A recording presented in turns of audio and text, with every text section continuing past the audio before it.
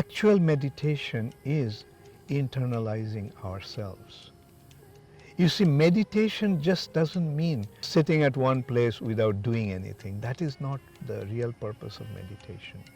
One must internalize oneself. As a matter of fact, everyone is meditating. Just consider a businessman sitting in his office.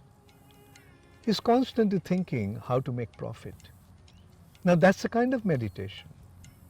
A surgeon operating on his patient, he is meditating on his operation.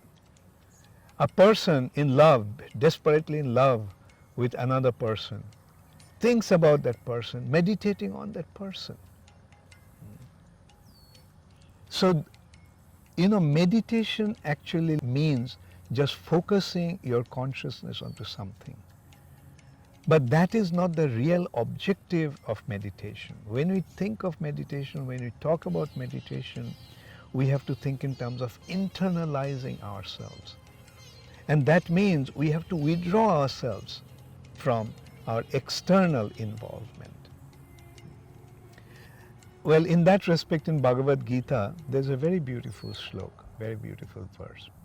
It says, Sarvendriyani sangyamya ya aste manasa smaran indriyarthan vimuratma mithacharasa uchyate.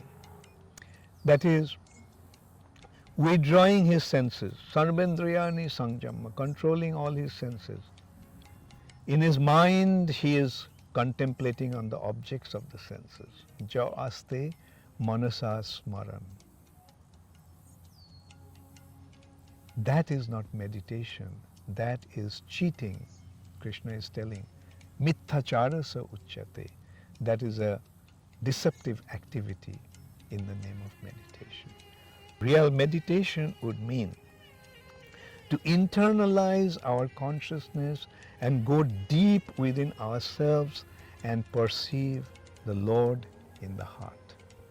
The Lord as the super soul is situated in everyone's heart, and the purpose of meditation is to perceive Him, recognize Him, and become connected to Him.